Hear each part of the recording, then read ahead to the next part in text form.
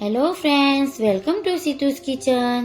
આજે આપણે બનાવીશું એકદમ નવી ટ્રીક સાથે દહીંવડાની રેસીપી. આમ તો આપણે દહીંવડા બનાવતા હોઈએ છીએ, પણ આજે હું તમારી સાથે એક નવી ટ્રીક શેર કરીશ કે તમારા દહીંવડા પહેલી જ વારમાં એકદમ સોફ્ટ અને સ્પોન્જી તૈયાર થશે. તો ચલો બનાવીએ. તો સૌથી પહેલા દહીંવડા માટે મેં અહીંયા 2 કપ જેટલી અડદની દાળ લીધી છે. તો મેં અહીંયા દાળને 4 થી 5 કલાક પલાળી રાખી છે. અહીંયા મેં અડદની દાળ લીધી છે. તમે મગની દાળ પણ લઈ શકો છો અને બંને મિક્સ પણ લઈ શકો છો. તો હવે દાળને પીસવા માટે મિક્સર જારમાં લઈ લઈએ.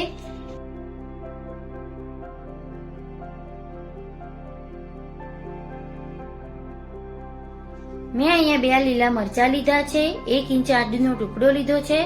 દાળને સાથે પીસી લેવાની છે અને 5 થી 6 બરફના ટુકડા લીધા છે અને અડધા કપ જેટલું ઠંડુ પાણી ઉમેરી દઈએ.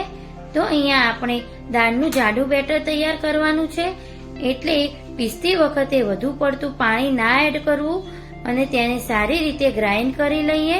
તો દાળનું આ રીતનું સેજ દરદરું અને બેટર તૈયાર કરી લઈએ.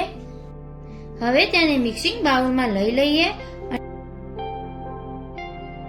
તો હવે 1 ચમચી જીરું, સ્વાદ પ્રમાણે મીઠું, 1 પિંચ જેટલી હિંગ એડ કરીને બધી જ વસ્તુ બેટરમાં સારી રીતે મિક્સ કરી લઈએ. હવે બેટરને હાથની મદદથી એક જ ડાયરેક્શનમાં ફેરવતા જઈને 5 થી 7 મિનિટ માટે ફેટી લઈએ. તો દહીં વડા બનાવતી વખતે આ પ્રોસેસ સૌથી ઇમ્પોર્ટન્ટ છે. બેટરને ફેટવાથી હવાના કણ ભરાય છે અને તે એકદમ લાઇટ અને ફ્લફી તૈયાર થાય છે, જેનાથી કોઈ પણ જાતના સોડા કે ઈનોનો ઉપયોગ કર્યા વગર આપણા દહીં વડા ફૂલેલા બને છે. તો 7 મિનિટ જેવું થઈ ગયું છે અને તમે જોઈ શકો છો કે બેટર એકદમ સારી રીતે ફેટાઈને આ રીતનું ફ્લફી તૈયાર થઈ ગયું છે. હવે બેટરને 10 મિનિટ રેસ્ટ થવા દઈએ. તો બેટર રેસ્ટ થાય ત્યાં સુધી આપણે વડાને પલાળવા માટે બાઉલમાં પાણી એડ કરી દઈએ. હવે તેમાં સ્વાદ પ્રમાણે મીઠું, 1 પિંચ હિંગ અને થોડા કોથમીરના પાન એડ કરી દઈએ. થોડી હિંગ એડ કરવાથી વડામાં એકદમ સરસ ફ્લેવર આવે છે. તો બેટર એકદમ સારી રીતે સેટ થઈ ગયું છે. તો હવે તૈયાર થયેલા બેટરમાંથી દહીં વડા બનાવવા માટે હાથની આંગળીઓને થોડી પાણીવાળી કરી લઈએ અને બેટરને આ રીતે ગોળ શેપમાં લઈ લઈએ. તો હવે દહીં વડા બનાવવા માટે મેં અહીંયા તેલ ગરમ કરી લીધું છે. આપણું તેલ મીડિયમ ગરમ છે, જે દહીં વડા માટે એકદમ પરફેક્ટ છે. તો હવે ગરમ તેલમાં વડાને તળવા માટે એડ કરી લઈએ. તો મેં અહીંયા વડાને એડ કરી લીધા છે.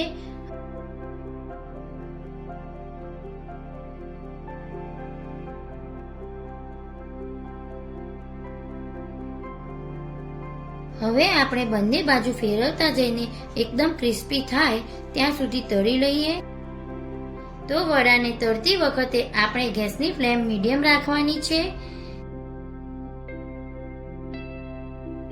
તો 5 થી 6 મિનિટ જેવું થઈ ગયું છે અને વડાને એકદમ સારી રીતે તળાઈને ફૂલી ગયા છે. તો હવે વડાને એક પ્લેટમાં લઈ લઈએ. તો મેં બધા જ વડાને તળી લીધા છે.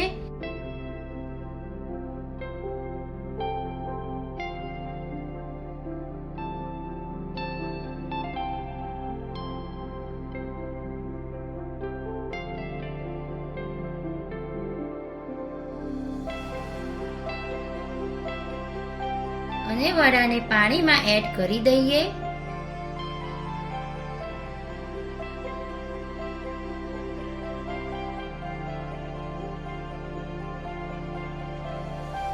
અને વડાને 10 થી 15 મિનિટ પલાળી દઈએ. બધા વડા તળાઈ જાય પછી જ વડાને પાણીમાં એડ કરવાના, નહીં તો વડામાં ગાંઠ પડી જાય છે. 10 થી 15 મિનિટ જેવું થઈ ગયું છે. હવે એક પ્લેટમાં થોડું વડામાંથી પાણી નિતારીને લઈ લઈએ. અને દહીં વડાનું દહીં બનાવવા માટે મેં દહીંમાં 6 થી 7 ટેબલ સ્પૂન ખાંડ લીધી છે.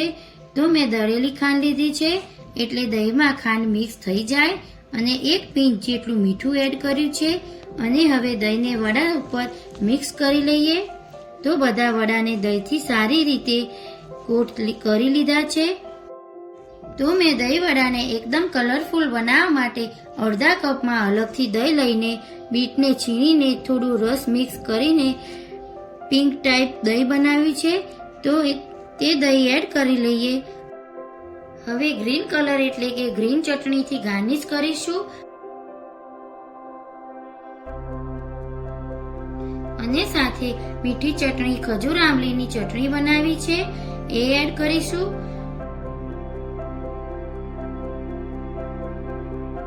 અને ગાર્નિશિંગ માટે શેકેલા જીરાનો પાવડર છાંટીશું.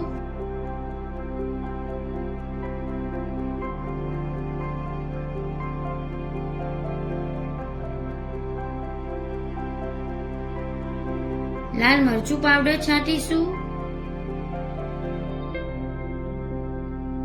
અને ઝીણી સેવ, થોડા દાડમના દાણા, કોથમીરથી ગાર્નિશિંગ કરીશું. તો આપણા દહીં વડા તૈયાર છે. તો તમે જરૂરથી ટ્રાય કરજો અને મારી રેસીપી ગમતી હોય તો લાઈક, શેર અને સબસ્ક્રાઇબ કરો. Thanks for watching video. Happy Holi my YouTube family.